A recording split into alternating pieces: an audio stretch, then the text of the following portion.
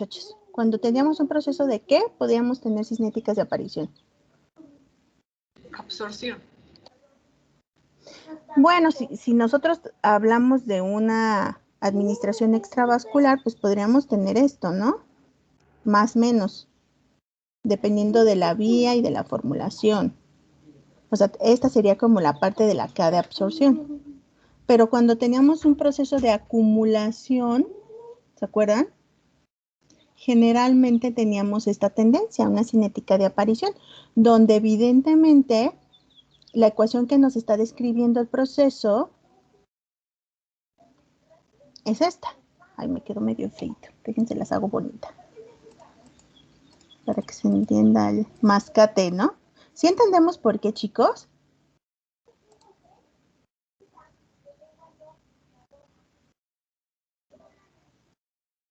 Mascate, para que diferenciemos. ¿Sí o no?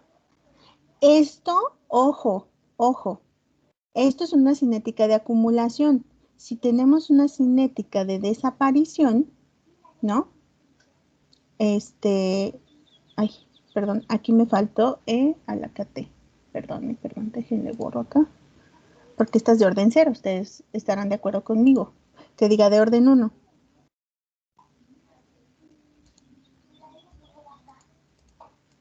Déjenles borro esta de acá para que no se hagan bolas.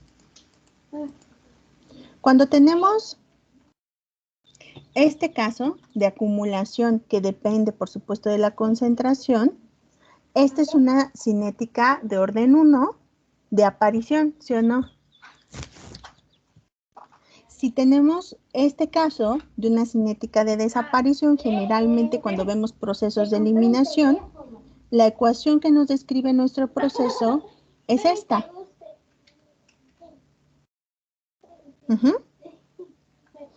Cuando tenemos una cinética de orden 0, no le hagan mucho caso a mi recta, ya sea de desaparición o de aparición. Ay, es que está, queda bonita. Pero imagínense que es lineal, así como la que ya convertimos en el ejercicio. Entonces, aquí la ecuación no va a considerar a la e a la menos algo o e a la más algo, porque no linearizamos los datos. Aquí ya es directo, ¿no? Tenemos esto.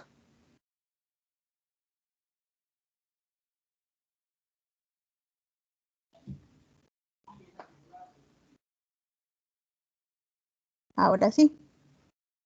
Acuérdense, esto es orden 0. Y aquí arriba es orden.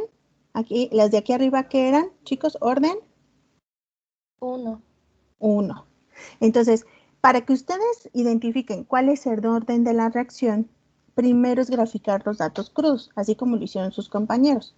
Obvio, pues GESEM no le creyó a los datos crudos, o más bien le creyó muchísimo a los datos crudos y por eso decidió esa situación. Pero ve, GESEM, si tienes una R más cercana a 1 cuando le aplicas el logaritmo natural, ¿sí o no? Y entonces vean estos valores de la ecuación de la recta, que si lo quieren hacer en la calculadora, ahora sí traigo aquí mi calculadora,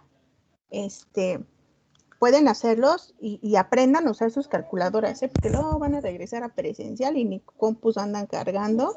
Entonces, pues quisiera que lo aprendieran de las dos formas. Entonces, a la calculadora también lo pueden hacer, le ponen 10,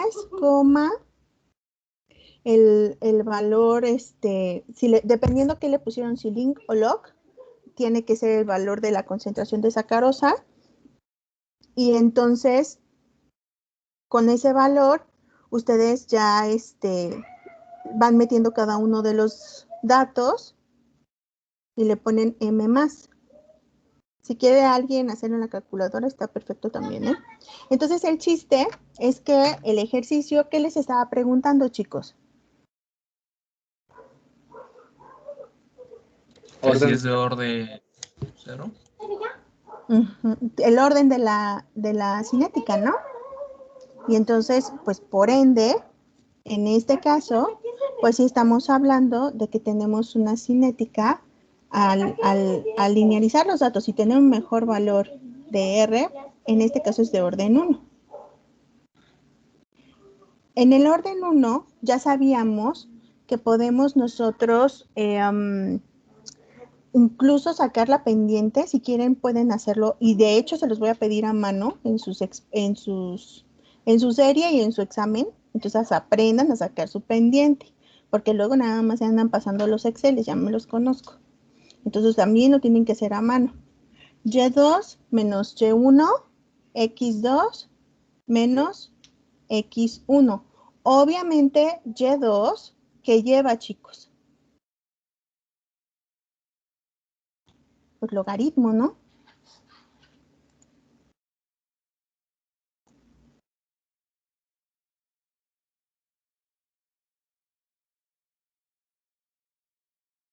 Entonces, ¿cuánto les da? Hacia mano. Vamos a sustituir. ¿Quién es Y2? Es la última, es el último valor ya con logaritmo. 2.35. ¿Sí? Vamos a tomar 3 decimales. ¿No? Menos, ¿cuál era el primero? 4,569, ¿no? Vayan haciéndolo, porque ahorita les voy a preguntar.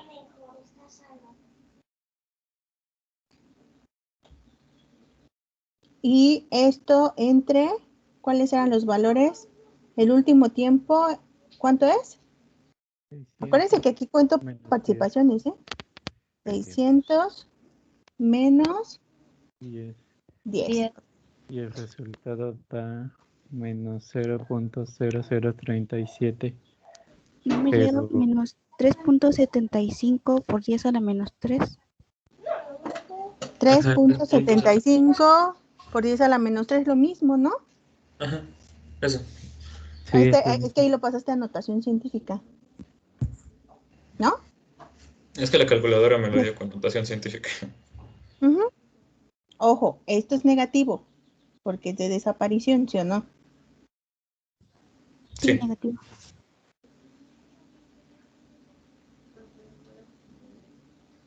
Por 10 a la menos 3, ¿no?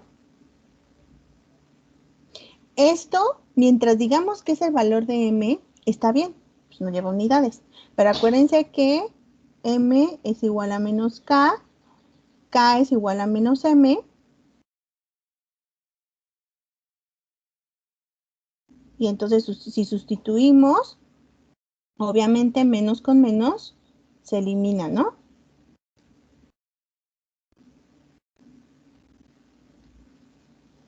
¿Sí o no? Y entonces, como esta es de orden 0, de orden 1, ¿cómo nos quedan las unidades? Positivo. No, las unidades, sí queda absoluto, pero las unidades, Sería... Se pierden las unidades de masa, pero tenemos unidades de tiempo. Minuto a la menos 1, ¿no sería? Así es. Entonces, si les pregunto cuál es el valor de K, entonces es 3.75 por 10 a la menos 3. Ojo, si no me ponen minutos a la menos 1, todo está mal, porque aquí sí cuentan las unidades todo el tiempo. Y pregúntenle a mis alumnitas que nomás todavía no pueden aprobar. Entonces, chequen que esto es mi valor de K. ¿Sale? Ahora ya con el valor de K, ¿qué puedo determinar, chicos? Vida media. El tiempo de vida media. Exactamente. El tiempo de vida media en condiciones de orden 1, ¿cómo lo podíamos determinar?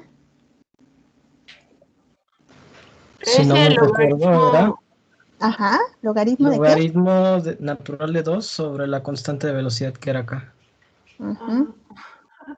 Entonces, ¿cuánto les da? 184.38 minutos. Punto 38 minutos. A mí me dio 187, pero pues no está tan variado. A mí me dio 184. Sí, da 184. Ahí chequen que, o sea, por más que se coman unidades, se están comiendo demasiadas. Para usted, ¿cuántas cifras significativas les...? Miren, tomen 3, pero si toman 2, yo se los tomo correcto. No les va a variar tanto. En este caso, como sí tiene varios ceros, después, antes del punto, entonces, sí tómenlo como el número de notación científica para que no les varíe tanto, ¿no? Entonces, sí tómenlo como tal. Y si se dan cuenta, vean, el tiempo de vida media, pues sí coincide, ¿no? Dice aquí que según esta velocidad que nos estamos teniendo en esta cinética de orden 1, está por 184 minutos. Entonces está como de aquí a acá, ¿no? Más o menos, según la tendencia. ¿Sí o no, chicos? Sí, profe. Por acá está el tiempo de vida media. ¿Y qué otro dato nos puede dar? Creo que en esa nada les preguntaba esas dos, ¿no, chicos? Sí, profe, solo era eso. Sí, profe. Pero ¿qué otra cosa podemos hacer? Si ustedes no sacaran en Excel la ecuación de la recta, ustedes pueden determinar su ecuación de la recta, porque saben cuál es la ecuación que nos describe el proceso. En este caso, ¿cuál es? Si les preguntara, ¿cuál es la ecuación que describe el proceso? ¿Cuál sería? Las de orden 0. ¿Cómo? La de orden 1. Esta. ¿Sí o no? Es esta. De desaparición de orden 1. Las de orden 0 son estas. Se las voy a borrar para que ya no se hagan bolas. ¿Sí?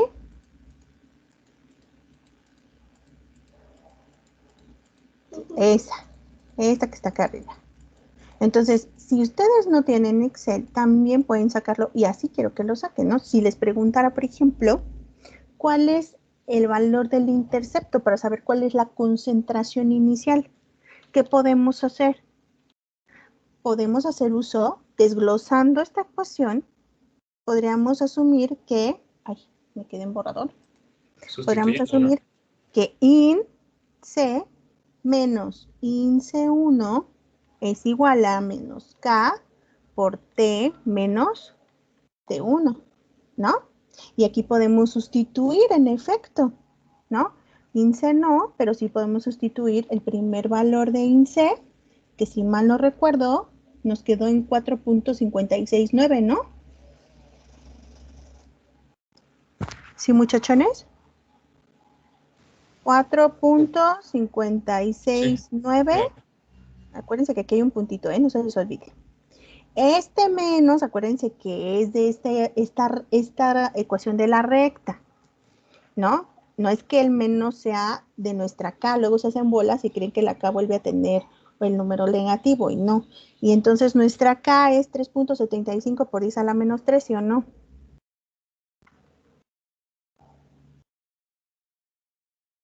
Sí.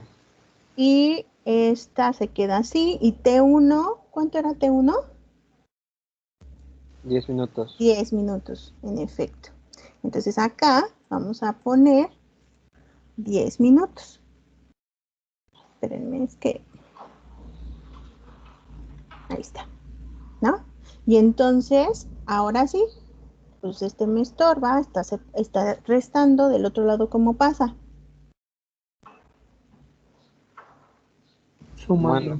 Sumando. Y este que está multiplicando, si se dan cuenta, 3.75 por 10 a la menos 3.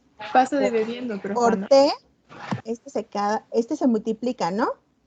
Menos 3.75 por 10 a la menos 3 por T es menos 3.75 por 10 a la menos 3T.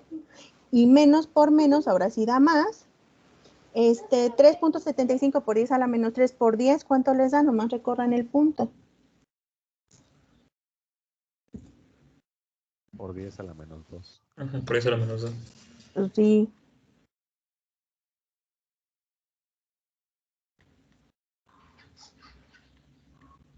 Y ahí, ahora sí, le sumamos el otro.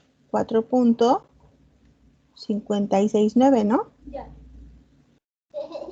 Y entonces, aquí tenemos que INC es igual a menos 3.75 por 10 a la menos 3 T, la T la pongo así, para que no se confunda con el más. Ahora sumen 3.75 por 10 a la menos 2 más 4.569. Me da 4.58. Ay, ¿sí? ¿Les dio 4.58? A mí me dio 4.60. Bueno, vamos a hacerle caso a la mayoría, vamos a redondearlo 4.60. Y entonces, aquí lo que estamos viendo, ustedes no me dejarán mentir, llegamos a nuestra ecuación de la recta, ¿sí o no? ¿Sí o no? Si se dan cuenta, este 4.6, ¿a quién corresponde? ¿Pendiente? ¿Tiempo cero? ¿Cómo que a la pendiente? Intercepto en el Al origen. intercepto. Al intercepto, la ordenada al origen, exactamente. Y entonces ahora sí, nosotros tenemos un intercepto, pero estarán de acuerdo que este intercepto pues, tiene logaritmo natural. ¿Cómo le vamos a quitar el logaritmo natural? Aplíquenle antilogaritmo, que es el logaritmo neperiano. ¿Sí o no? Esto es equivalente a la 4.6.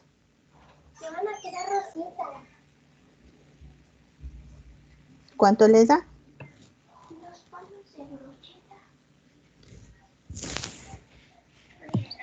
99.48. Ajá, 99.48. 99.48. Ahora, esto estaba en porcentual, ¿no? ¿No, chicos? Sí. ¿Y tiene lógica? Pues sí tiene lógica. Vean que a los 10 minutos teníamos un porcentaje de sacarosa de 96.5.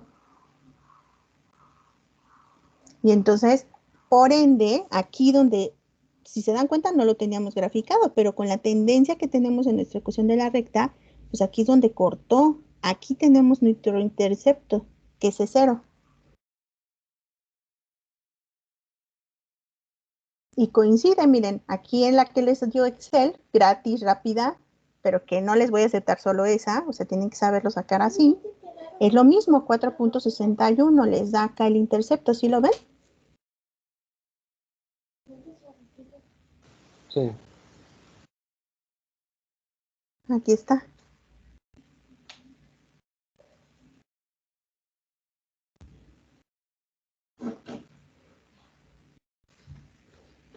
¿Sí, chicos? Sí. ¿Alguna duda? Entonces, si les preguntara cuál determina el valor de C0, pues este es el valor de C0, ¿no? Unidades. Que diga que no.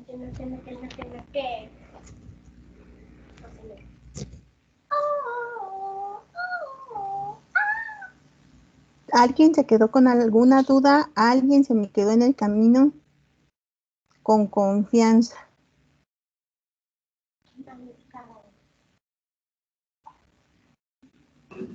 Yo, profesora. Pero bueno, tú primero. ¿Qué pasó, Pablo? ¿Qué pasó? Entonces, ahorita todo esto que hemos trabajado es de orden cero, ¿no? ¿Cómo? Orden Pero ve, ¿ya viste que aquí desglosamos con logaritmo natural? Mira. Tuvimos que aplicarle el logaritmo para poder linearizar nuestros datos y usamos precisamente, estos son los valores que utilizamos, Juanpa. ¿Te viste? Ajá, es de orden, es de primer orden en datos brutos, ¿no? Pero la linearizamos y la estamos trabajando como si fuera de orden cero. No, la estamos trabajando como es de orden 1. ¿Se acuerdan que el ejercicio que hicimos en el diagnóstico, que ustedes, luego que graficaron, luego les dio la tendencia lineal. Hasta la R había salido de 1. ¿Sí se acuerdan de ese ejercicio? Sí. Ahí sí tenemos una cinética de orden 0. En muchos casos de disolución intrínseca, casi todo el tiempo es más probable tener cinéticas de orden 0, porque la disolución intrínseca finalmente está de la mano con las condiciones zinc y desaparece la concentración, o la despreciamos más bien, que es parte de lo que vamos a ver. Pero en general, aquí lo que estamos observando es que tuvimos que linearizar para poder hacer uso de nuestra ecuación de la recta, ¿no? Porque acá vean, ni siquiera, o sea, para que ustedes asuman que es de orden 1, más bien para que ustedes asuman que es de orden 0, les tiene que dar de punto 99, 9. O punto 99. Pero aquí es de punto 91. ¿Sí? ¿Ahora sí? ¿Ahora sí, Juan Pablo? Profa,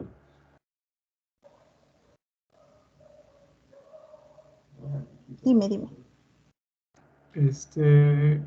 leyendo un poco sobre unos capítulos referentes a este tema, usualmente creo que sí recomiendan la parte experimental, ¿no? Que es donde haces este grupo de 3 reacciones, donde en una varías la concentración de un reactivo, en otra no lo haces, en otra sí, y ahí es donde determinan por medio de un cálculo el orden de la reacción definitivo. En este caso, para fines de la materia, la regla es que si los datos en bruto no son cercanos a 1, o por lo menos no están entre 0.99 y 1, no se toma como orden 0. Se pasa automáticamente a primer orden. Sí, Para de que hecho así ya... para que no se compliquen tanto, sí.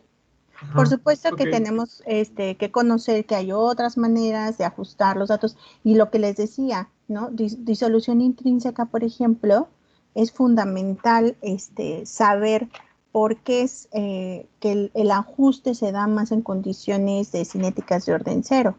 Porque si leyeron sobre condiciones zinc, ustedes no me dejarán mentir que en condiciones zinc tenemos un volumen mayor que nos va a permitir despreciar la concentración del fármaco a un tiempo determinado. Era muy fácil, Rebeca.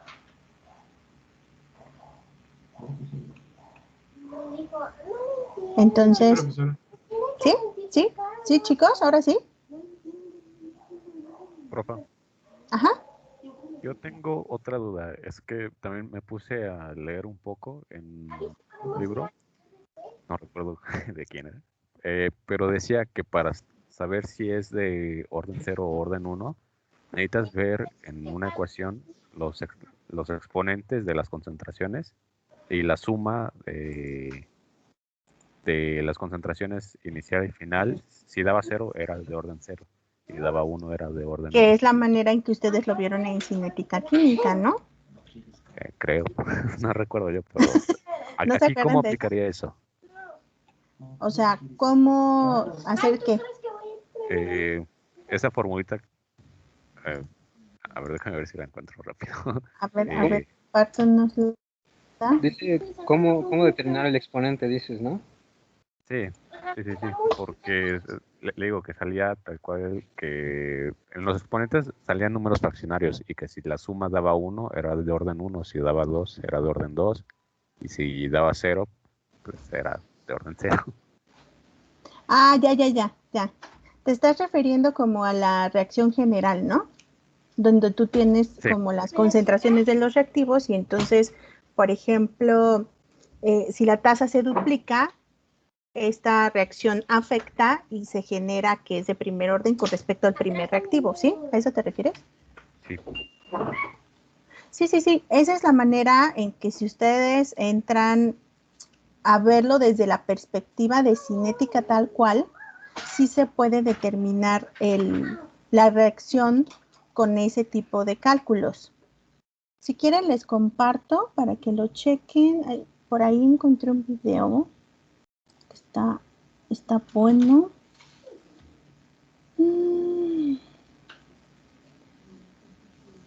Déjenme ver si es este.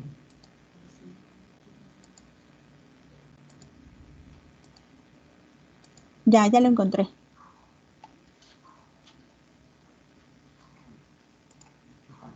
Se los comparto. Déjenme ver si se puede compartir. Es que si no, nos vamos a tardar mucho.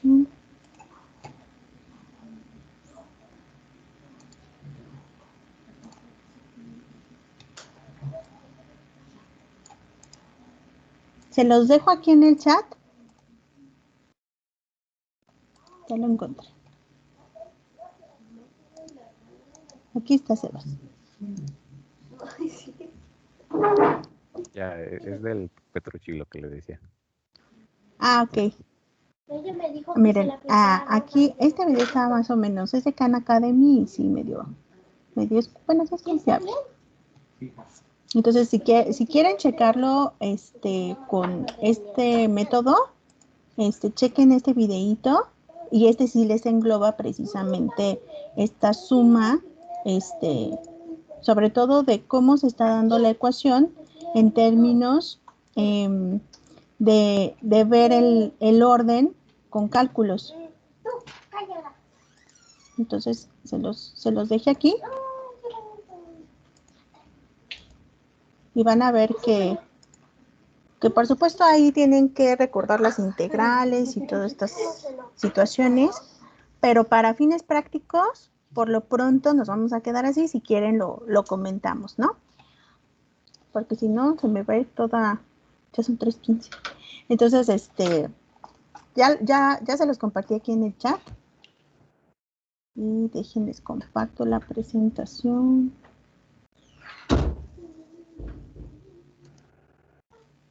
¿Alguien levantó la mano? ¿Alguien más tiene duda? ¿Dai? Sí, yo tenía dos, profesora. A ver, dime, Ray. Bueno, en la primera, cuando empieza a despejar para conocer el intercepto, cuando despeja o aplica el logaritmo natural, no sé por qué puso el logaritmo de c menos el otro si en la original estaba como multiplicando. A ver, no te entendí. ¿Qué?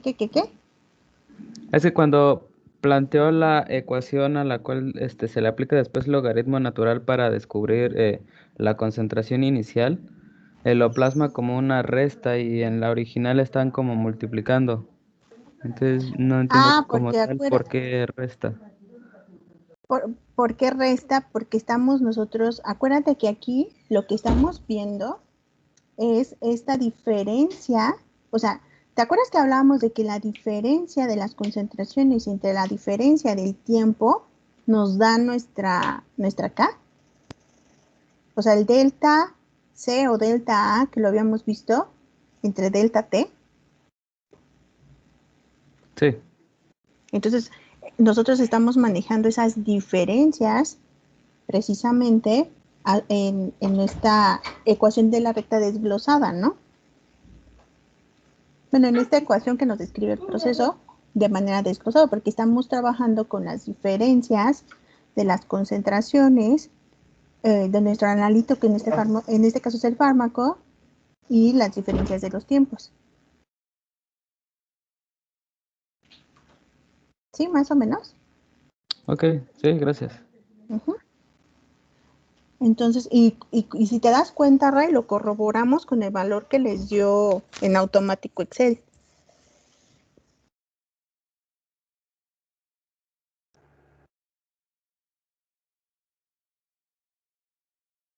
Entonces, ¿en qué nos quedamos la clase pasada? Ay, creo que por acá, ¿verdad?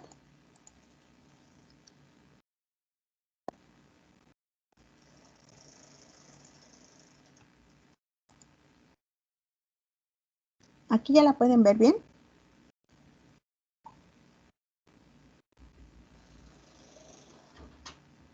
¿Muchachos? Sí, profe. ¿Sí? Sí, profe. Ahora, de lo que han leído, ¿a qué les hace alusión este cuadro?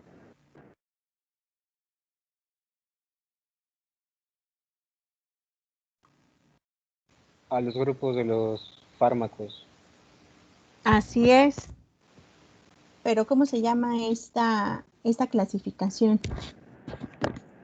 La biofarmacéutica. Así es, alguien ya leyó. Entonces sí, esta es la, 4 grupos. la clasificación biofarmacéutica, muchachos, ¿se acuerdan?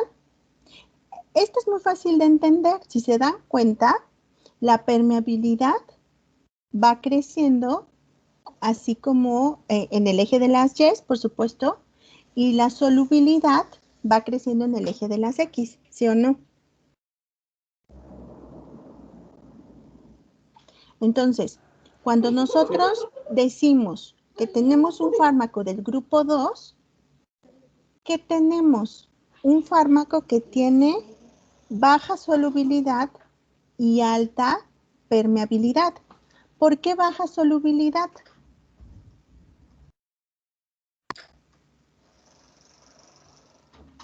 A ver, le pregunto a alguien al azar. Para que tengan participaciones, ¿eh? No crean que por otra cosa. A ver, de los que casi no tienen. Luz, a ver, Luz. Ahorita tú, Pablo, espérame tantito. Ya sé que tú ya leíste. A ver, Luz. ¿A quién das Luz?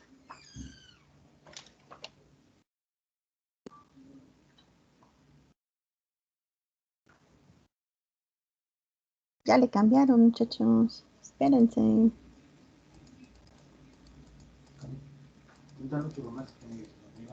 Entonces, aquí, Luz, ¿sí me escuchas? Bueno, no está David. A ver, David. Sí, aquí estoy. A ver, David. ¿Por qué tenemos que en los que están en la clasificación 2 dice que tienen baja solubilidad y alta permeabilidad?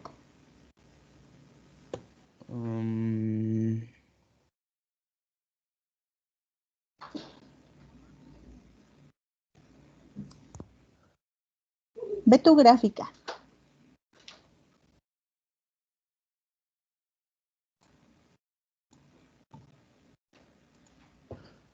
Bueno, según la gráfica, necesitan más volumen para poder disolver la dosis. Uh-huh. Y tienen una mayor permeabilidad. Son los que tienen, bueno, junto con el grupo 1, los que tienen más permeabilidad. De hecho, el grupo 1 y el grupo 2, por cómo están situados, lo que podemos observar es que ambos son altamente permeables, ¿no? Sí. Permean en este rango de 1 a 10. Sin embargo, lo que comentas, David, es cierto.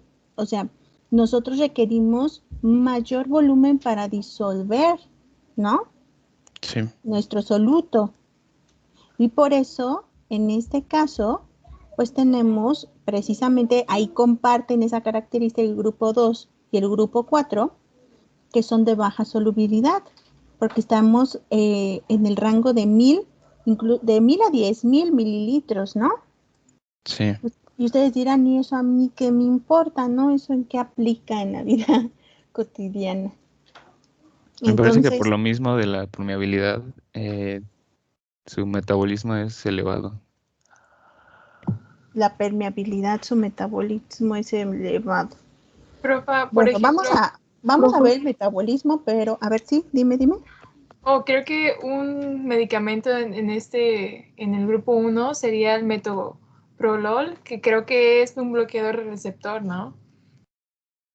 Ese El creo que metoprolol es un antagonista adrenérgico. Ajá, es un antihipertensivo, antiarrítmico, pero en realidad, aquí si se dan cuenta, tenemos que discutir en función de ¿en qué proceso estamos? Si se dan cuenta, estamos en este proceso todavía de liberación, ¿sí o no, muchachos? Profa.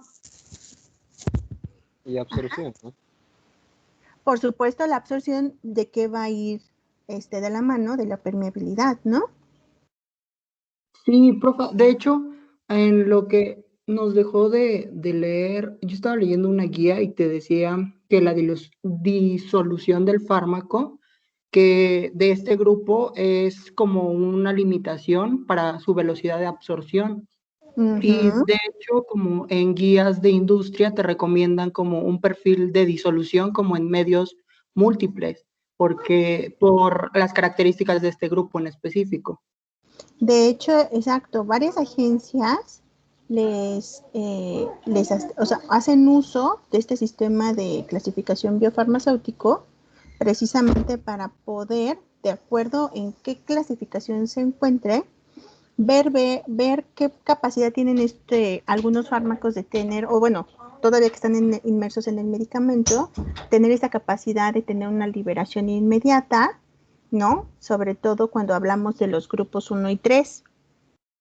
Pero también podríamos hablar de que algunos de ellos requieren estudios in vitro y otros estudios in vivo. ¿Sí me explico? Entonces, ahí es importante que nosotros entendamos precisamente este sistema de clasificación biofarmacéutico para poder ver en qué clasificación se encuentra y determinar si es suficiente con un estudio in vitro o mejor hacer un estudio en vivo, ¿no? Por ejemplo, muchos que son de este grupo del 2, donde tenemos esta situación de baja solubilidad, alta permeabilidad, pues no nos va a funcionar generalmente el estudio in vitro, porque sí se va a ver afectada esta liberación, precisamente por esa baja solubilidad. Entonces, es muy probable que te pidan el estudio in vivo, tu agencia regulatoria. ¿Sí, muchachos? De hecho, me parece que se especifica que obviamente la solubilidad es en agua y la permeabilidad es a nivel intestinal, justamente. Así es, sí, exactamente. Entonces, precisamente es importante conocer cuáles pueden ser las características de nuestro fármaco para poder ver qué tipo de pruebas nos van a pedir. ¿Se acuerdan que para nosotros garantizar bioequivalencia, pues necesitamos cumplir con varias de estas pruebas, ¿no? El que decía Vane hace ratito, metoprolol, si mal no recuerdo, metoprolol están dentro de los que creo que es grupo 1, casi estoy segura, porque es bastante soluble. Es grupo 1, ¿no? Y entonces, vean, en ese caso, en el metoprolol, ¿ustedes qué dirían? ¿Qué sería más conveniente? ¿In vitro o in vivo? Los dos son buenos. Y el grupo 1 es en lo que puedes trabajar fácil. De hecho, Entonces, a lo mejor nos lo aceptan con solo la in vitro, Eric, ¿no crees? Porque Sí. tiene también alta permeabilidad. Entonces, es muy probable que tengamos esa ventaja, ¿no? El propanolol es de la misma familia, también es grupo 1 y también se puede suficiente con el estudio in vitro. Entonces, eso es bien importante, o sea, por eso les pongo esos ejemplos para que ahorita lo vayan relacionando, ¿no? ¿Por qué es importante que entendamos este sistema de clasificación biofarmacéutico? Pues porque necesitamos saber cuáles son las características de nuestra molécula en función de poder hacer un mejor estudio de sus propiedades, ¿no? Para garantizar la biodisponibilidad, ¿sí o no, muchachos? Todo esto, principalmente estas dos variables, son fundamentales para garantizar biodisponibilidad. ¿Querías comentar algo, Jesús? Que vi que tienes tu manita alzada. No, papá. Hace rato sí, pero mis compañeros comentaron muy buenos puntos. Bueno, está bien. Es que hay que dar chance, por eso les pregunto al azar para que también tengan participaciones. ¿Tú, Sebas? Sí, yo sí. Bueno, es que me distraje un poco y no sé si ya lo comentaron, pero también tiene que ver un poco con, puede ser con cómo está formulado el medicamento, porque si tiene una base muy oleosa, ahí puede explicar un poco esto que no se puede solubilizar, pero sí es altamente permeable. Así es, así es. Y no Y sé si lo entonces, comentaron, pero tiene relación con lo que comentaron un poco tus compañeros. Es muy importante poder clasificar, ¿no?, nuestros principios activos en función de estas dos variables para poder establecer si es suficiente con una disolución in vitro o también necesitamos predecir esta probabilidad con una correlación in vivo in vitro, ¿no? Entonces, eso es importante para poder determinar qué es lo que necesitas para garantizar que vas a tener una buena cantidad de tu fármaco en sangre. Bueno, la cantidad necesaria, ¿no?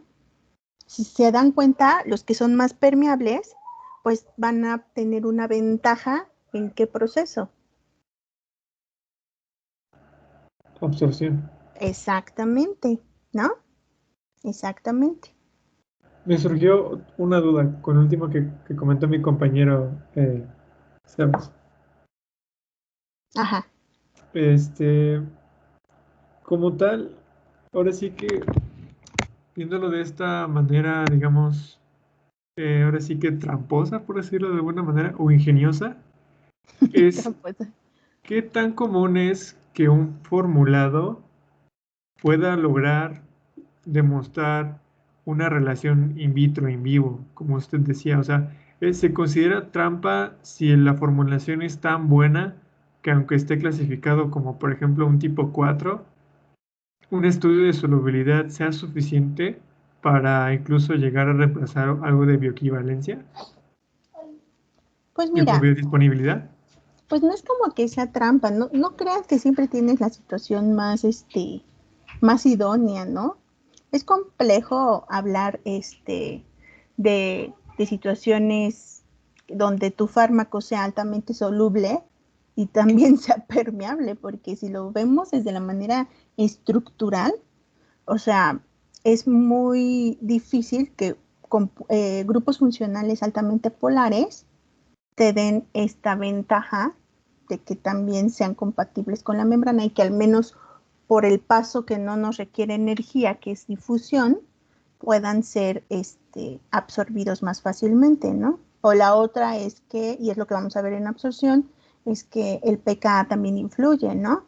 El pKa nos va a dar una pauta en qué tanto se puede disociar o no la molécula, y si no tenemos una buena cantidad disociada, en general, es que aquí no quiero que se casen con que, o sea, vamos a asumir cosas así en general, pero sí hay excepciones, ¿no? O sea, en general sabemos que una molécula que no tiene un alto porcentaje ionizado puede tener una mayor absorción, según la ecuación de Henderson-Hasselbalch, pero por supuesto que hay muchas excepciones, pero nos vamos a quedar como con lo, ¿cómo les diré?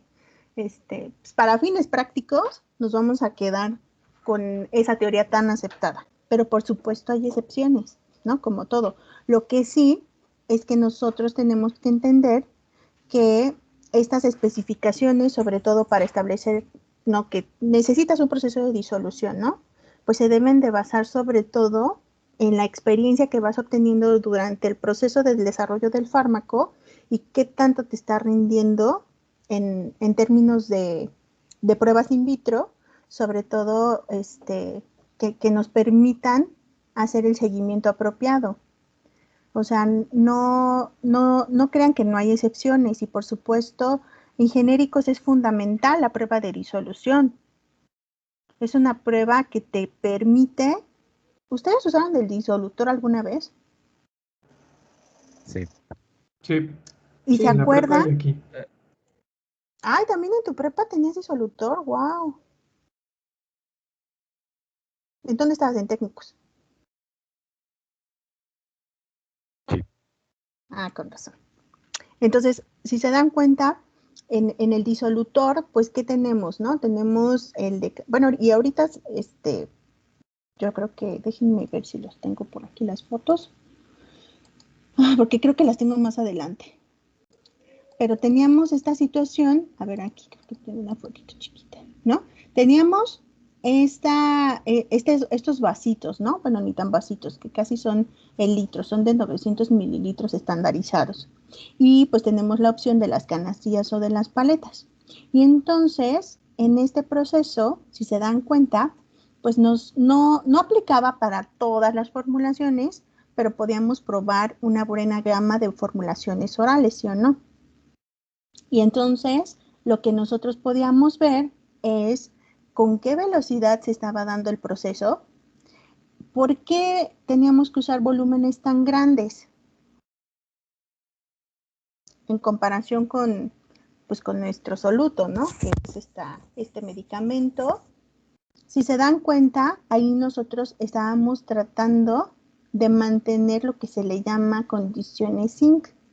Y las condiciones zinc, precisamente, hacen uso de esta ecuación modificada de Noyce y Whitney. Eso es lo que les decía con respecto a despreciar la concentración. Aquí se ve claramente. ¿Por qué creen que se ponen 900 mililitros? En teoría necesitamos tener una cantidad de volumen que sea de 5 a 10 es mayor al volumen que requerimos para tener una solución saturada de nuestro soluto.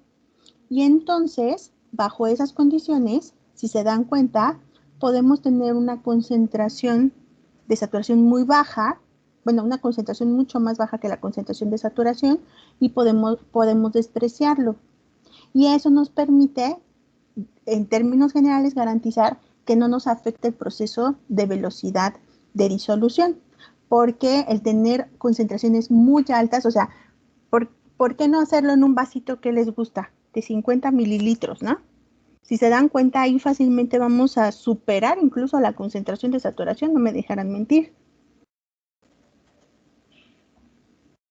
Y entonces esa misma concentración, cuando se va disolviendo y se va liberando el fármaco de su excipiente y lo van cuantificando, pues nos va a afectar la misma velocidad de disolución. ¿Sí, chicos?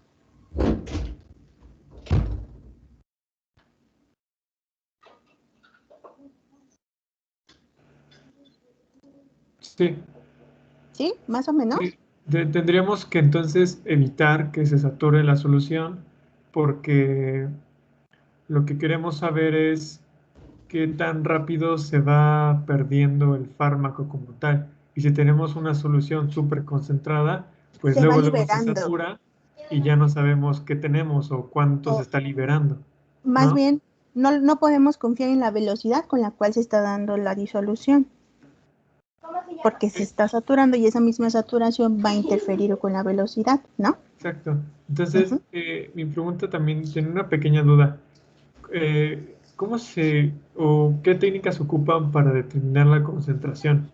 ¿Espectrofotométricas? O sea, se toman muestras y de ahí se hace un análisis como tal. Sí, o sea, puedes tú leerlo en el espectrofotómetro, por supuesto. Tienes que establecer, pues ahorita lo vamos a ver, creo que está más adelante, vienen las condiciones farmacopeicas y también hay que checar lo de la NOM 177, ¿no? Porque tenemos que tener un número mínimo de muestreado, tenemos que tener las condiciones de revoluciones por minuto, de temperatura, etcétera, para que tú puedas confiar en que tu proceso es pues, confiable y, por supuesto, comparar con quién.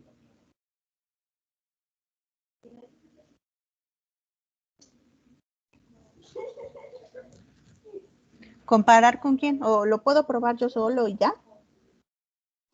Pues si estás haciendo un genérico intercambiable, lo tienes que comparar con el de patente que ya lo demostró. Y si no, con uno si de es nuevo, ajá. Así es. Sí, sí, sí. Y ahorita, si quieren, si nos da tiempo, hacemos un ejercicio, si no, pues ya ni modo la otra semana. Pero sí, y puedes tú incluso hay unas ecuaciones que vienen en la NOM que puedes tú usar para determinar si es bioequivalente o no. Entonces, bueno, ya nos adelantamos un poquito, pues esta es la ecuación de Noyce y Whitney, que involucra tanto la velocidad de disolución, la constante de proporcionalidad, la concentración de saturación y la concentración del fármaco a un tiempo determinado, ¿no? Hay otras ecuaciones, por ejemplo, esta de Nernst y Brunner, que es el que conocemos como modelo del film, y aquí lo que ellos están también considerando, si se dan cuenta, pues ya data de 1900, pero ya habían considerado que se formaba una capita, ¿no? Que esa capita de difusión también tenía que intervenir en la ecuación, y por eso esta velocidad de disolución estaba dada por nuestro coeficiente de difusión, nuestra área de superficie, entre lo que es la longitud de la capita esta, que vemos como en verdecito, por la diferencia de la concentración de saturación o solubilidad máxima y la concentración del fármaco a un tiempo determinado. Entonces, este es el modelo, el famoso modelo del film. Y cuando hablamos de condiciones zinc, es esta modificación a la ecuación de Noisy y Whitney. Y si se dan cuenta, lo que hacemos es esto, es que se simplifica. Despreciamos la concentración, ¿por qué razón? Ahí le voy a preguntar a alguien al azar, para ver si sí quedó claro. A ver, ahora de los primeros. A ver, Hugo. ¿Por qué despreciamos o por qué se elimina nuestra concentración, Hugo?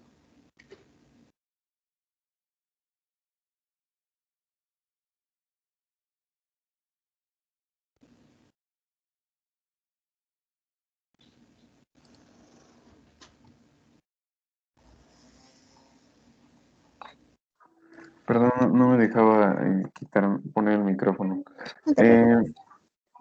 Yo supongo que porque te quieres centrar más en saber esa velocidad de disolución, ¿no? En sí no quieres centrarte tanto en la concentración y quieres saber más sobre esa velocidad y el tiempo que toma. ¿Será eso, Hugo? A ver, ¿alguien más?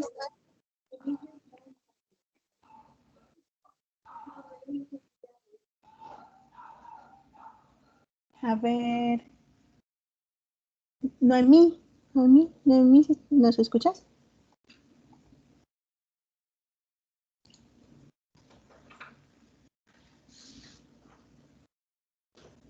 O a ver, ¿quién me había preguntado? Podría ser porque está muy saturada nuestra preparación. No sé. Creo que no nos quedó claro lo de las condiciones zinc, ¿verdad, chicos? Por eso les pregunto, para que no les pase, no nos pase eso. O sea, ¿se acuerdan que les decía? En condiciones zinc, generalmente, nuestro volumen del medio es mucho mayor, de 5 a 10 veces mayor, que lo que requerimos de volumen para hacer una solución saturada. ¿Sí, muchachos?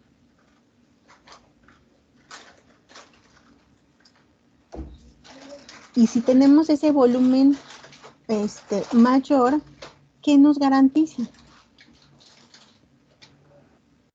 Que se solubilizará completamente. Sí, que se solubiliza. ¿Eso nos garantiza? ¿Segurísimos? No, sino como tal que no se forme esta capa. O sea, bueno, más o menos así lo entendía. A ver, usted me dirá si estoy mal.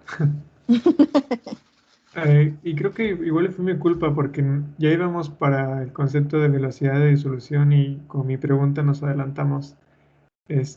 Perdón. Pero más o menos yo entendí visualizándolo como que nuestro fármaco está en una tableta. Cuando cuando empieza el proceso de dilución, el fármaco se empieza a liberar cerca de sí mismo, formando una solución saturada alrededor de sí mismo, así como si estuviera en el espacio. Parece ser que estas partículas de fármaco que se empiezan a hidratar y a solubilizar se concentran alrededor del fármaco. Y de esta capa extraña que se forma de mucho fármaco, de ahí empieza a, digamos, ahora sí que el fármaco empieza a desaparecer o a diluirse hasta el exterior, hacia más solvente. No desaparece, pero sí se empieza a liberar. Empieza a ¿no? difundir. Ajá, se empieza a liberar en el volumen. Exacto. Entonces, si nosotros agregamos mucho solvente, esta capa va a ser menos, menos y menos concentrada, haciendo que nuestro fármaco casi directo libere, bueno, nuestra tableta, por ejemplo, empieza a liberar el fármaco y esa velocidad a la que esté liberando el fármaco sin que tenga que formar esta como masa alrededor de él de mucho fármaco concentrado en solución, es lo que nos daría una aproximación más real de lo que es la velocidad a la que se disuelve. Así más o menos lo entendí. Bueno, por ahí vas. Si se dan cuenta, cuando nosotros hablamos de un ensayo de disolución, por supuesto tenemos que tener un medio donde se va a disolver. Quienes ya hicieron la práctica, ustedes recordarán que tenían que usar buffers, ¿no? ¿Quién me había dicho? Sebas, tú, de los que ya lo habían hecho. ¿Se acuerdan que preparaban un buffer? ¿Y qué le hacían a ese buffer, muchachos?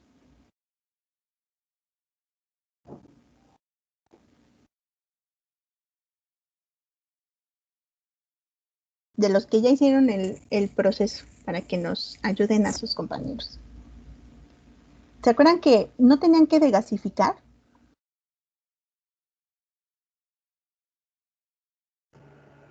Solo recuerdo una temperatura específica.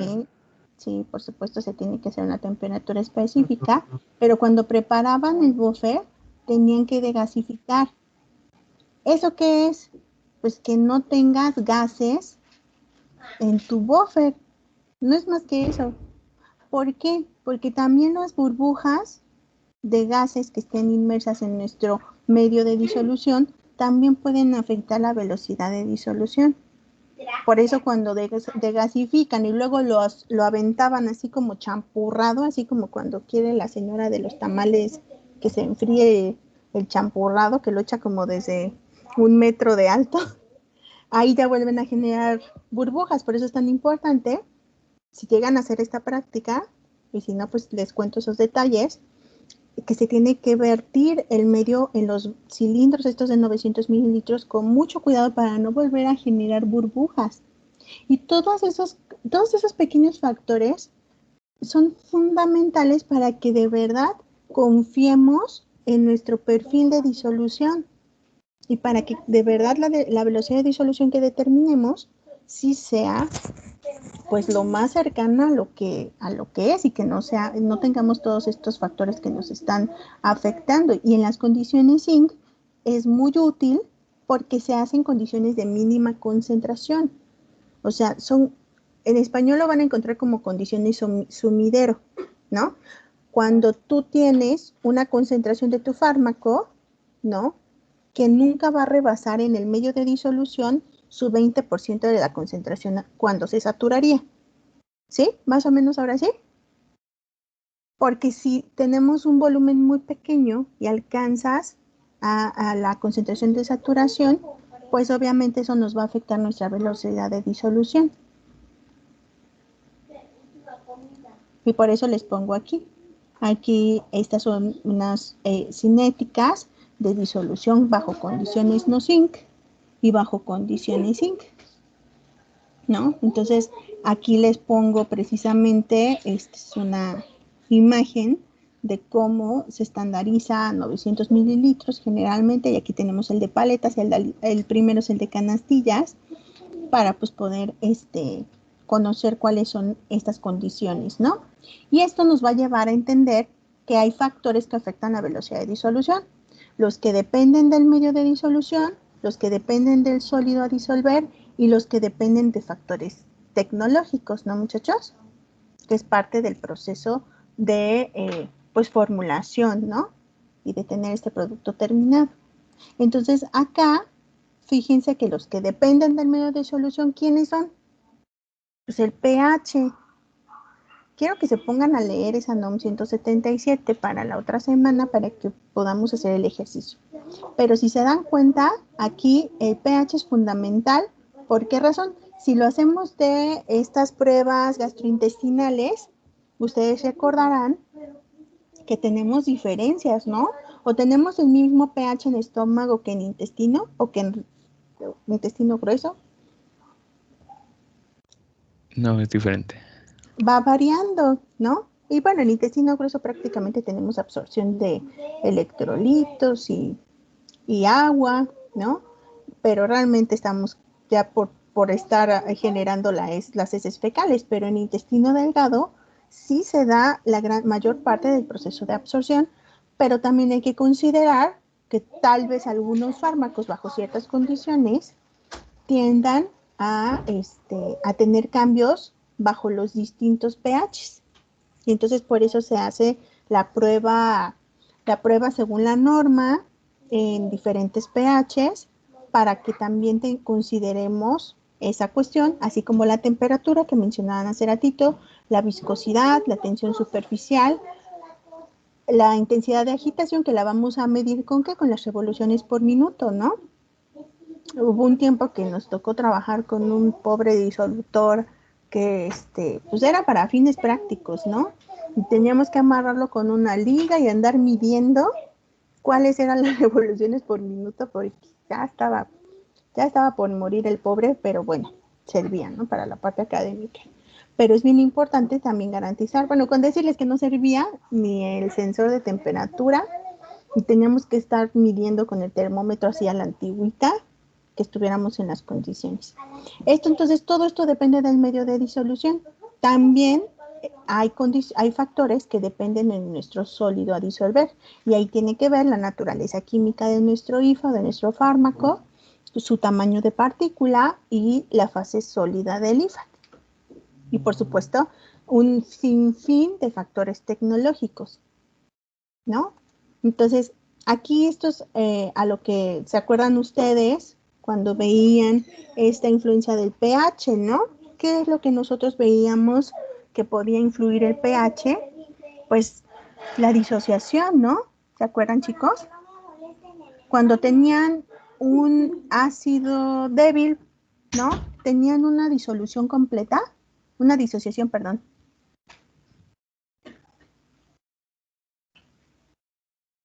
Ajá, Juan.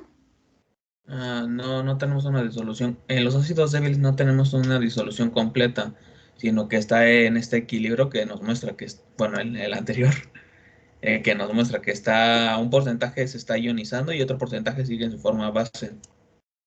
Su base conjugada, ¿no?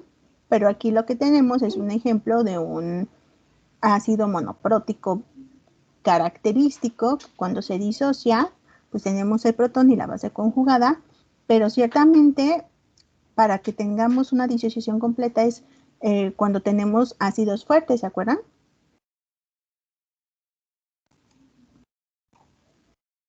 Y entonces nosotros podemos hacer ensayos que nos permitan ver cómo influye el pH del medio para la solubilidad de nuestro IFA.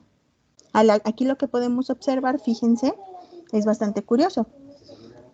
Y no se vayan con la finta, porque ya se les olvidó, pero muchos se van con la finta de que tener un pK chiquito es que es un ácido y pKs más grandes son bases, y es mentira, ¿no? Aquí tenemos el pentobarbital, que es un barbitúrico que todavía se utiliza, tiene varios efectos sedativos, anticonvulsivos, pero ciertamente tiene un pK de 8, ¿no? Más o menos. Y vean qué pasa según esta tablita, ¿no? ¿Qué pasa conforme aumenta el pH, muchachos?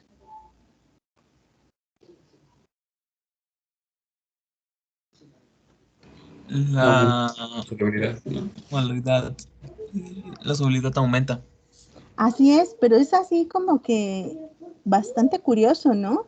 2, 4, 6, o sea, es el brinco de pH 8 a pH 10, ¿no? A partir de pH 8, donde empieza la solubilidad a aumentar muchísimo, ¿no?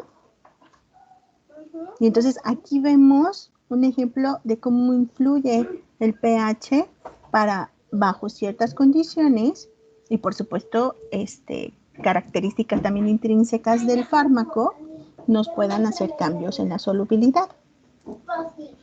Entonces aquí podemos observar cómo influye el pH en el caso de que tuviéramos una base débil, ¿no?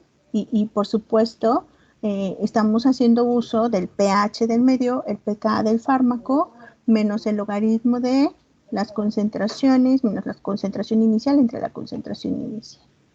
Entonces, aquí es bastante importante que nosotros veamos cómo podemos seguir haciendo uso de la ecuación incluso de Noyes y Whitney. Aquí es en condiciones zinc, donde se acuerdan que despreciábamos nuestra concentración, dado que teníamos un volumen mucho mayor, ¿no? Entonces, a grosso modo, podemos asumir que si tenemos un ácido débil, podríamos tener una velocidad de disolución en términos de que tengamos un mayor pH. Y en las bases, a mayor pH, disminuye la velocidad de disolución. ¿Qué pasó, Hugo? En esta gráfica del fenobarbital, asumo que ese fármaco se absorbe en intestino grueso, ¿no? Porque el pH es básico, se disuelve ahí, ¿no? Pues lo que les comentaba, Hugo, es que en intestino grueso podríamos decir que tenemos o sea, el proceso biológico es generar heces fecales, ¿no? ¿Y cómo es esto? Absorbiendo electrolitos, absorbiendo agua. Sí puede llegarse a darse un proceso de absorción, pero es mínimo en comparación con el intestino delgado, ¿no? Entonces, prácticamente se trabaja, por eso les decía, vamos a checar la NOM. Podemos trabajar con el pH que pudiéramos tener, por ejemplo, a nivel intestinal, pero de intestino delgado, ¿no? Que puede oscilar entre 5 o 6, y en estómago va a variar, va a depender si estamos en ayunas, que incluso podemos tener de 1.52, ¿no? Y cuando estás con alimentos, puede subir hasta 3.5 o 4. Entonces, ahí es bien importante, pero qué bueno que mencionas ese ejemplo. Si te das cuenta, ¿qué vimos con el pentobarbital? Que a pesar de tener un pK alto, ¿no? De 8 punto y algo, estábamos hablando de un ácido débil, ¿no? Sí. Y concuerda con estas aseveraciones generales que estamos haciendo, que si tenemos un ácido débil, a mayor pH, mayor velocidad de disolución. Y si se dan cuenta, cuando llegamos a pH 8, se dispara la solubilidad. Sí, es que esa era mi pregunta. En ese disparo, o sea, digamos que el plan es que el medicamento se absorba en un pH básico, pero primero va a pasar por pHs ácidos. En esos pHs ácidos, ¿esa disolución es nula o simplemente es baja? Y después de eso, si es que no es nula, o sea, si hay disolución pero es baja, ¿hay una forma de calcular esas pérdidas? Porque en sí, si en esos pHs ácidos esa disolución no es nula, entonces ya que llegue al intestino, donde hay un pH más básico, pues ya no va a ser la cantidad completa del medicamento. Bueno, ahí no te quisiera mentir, Hugo, es que sí está un poco complejo como lo quieres visualizar, porque no es el único factor que tenemos que tomar en cuenta, ¿no? Si te das cuenta, este es uno de los que hemos tocado, pero también tenemos que evaluar qué tanto le está afectando la viscosidad, la tensión superficial, y eso nada más son los del medio, ¿no? Todavía tenemos que seguir considerando las características físico-químicas del fármaco, el tamaño de partícula, el estado sólido y por supuesto los factores tecnológicos que ustedes recordarán que en cuanto teníamos estas formulaciones de liberaciones modificadas, pues obviamente la misma formulación tenía en algunos casos la función de evitar que el fármaco se liberara en pHs más ácidos, ¿no? Como que soportaba bien este tipo de formulación hasta llegar por ejemplo, a intestino, por decir un ejemplo. Entonces, ahí va a depender mucho de todos estos factores, Hugo. O sea, va a depender, si me preguntas de un ejemplo así sencillo, el ácido acetilsalicílico, ¿no? El ácido acetilsalicílico, la presentación más común es una tableta, no tiene recubrimiento, ustedes no me dejarán mentir. Y realmente estamos hablando de un ácido débil, que tiene un pH como de 3.5 y en condiciones de estómago, o sea, pero aquí no estamos hablando de disolución, estamos hablando de absorción. En el caso de la absorción, tú tienes generalmente un porcentaje no tan ionizado a un pH menor que su pKa, y entonces se favorece más la absorción, lo cual significa que probablemente en ayunas tengas una mejor absorción de tu principio activo, lo cual tampoco se recomienda a largo plazo, pues porque acuérdense que los AINES generan sangrados gástricos porque se inhiben prostaglandinas que generan mucosa gástrica y esa mucosa gástrica nos protege de la liberación de ácidos gástricos que caigan en el epitelio pues generalmente recubierto y dado su mecanismo de acción pues también tenemos esa desventaja. Entonces ahí va a depender mucho de esos factores. Lo que ahorita estamos evaluando es precisamente el pH. El pH es súper importante para que ustedes establezcan un perfil de disolución que realmente se acople a sus condiciones, ¿no? En el caso de los ácidos, cuando tienes un pH de mayor, un pH mayor, vas a tener generalmente a tener una mejor velocidad y con las bases viceversa.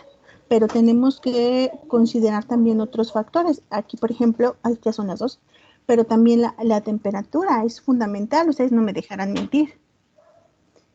Ah, ya se está retirando Vane. Sí, Vane, te anoto.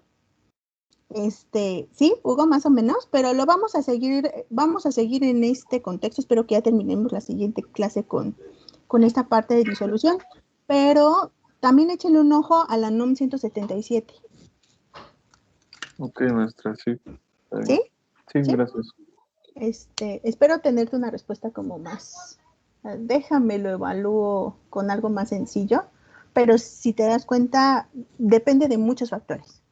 Lo que podemos ir viendo es en general como con cuáles podemos nosotros jugar para poder pues ir viendo las condiciones. Por eso no todos los fármacos requieren una recubierta, ¿no? Por eso algunos solamente se pueden administrar de manera parenteral, ¿no? Porque, por ejemplo, las proteínas, muchos productos biotecnológicos son muy lábiles si tú las administras vía oral. O sea, le damos en la torre la estructura y va, ¿no? Con la función. Aquí, por ejemplo, estamos trabajando como ejemplos a los que conocemos como small molecules, pero créanme que hablar de ese tipo de principios activos, ahí es otro tipo de farmacocinética. Si nos da tiempo, igual y tocamos algo de ello, pero la verdad ahí no me considero experta, pero podemos ver si nos da tiempo y ver algunas condiciones distintas, ¿no? Entonces, les paso lista para anotarles sus participaciones porque se me van a olvidar. Creo que algunos ya se tienen que retirar. Y Neftali. Aquí, profe, no. Ok. Noemí. Presente, no participé más. Yo pensé que sí participaron.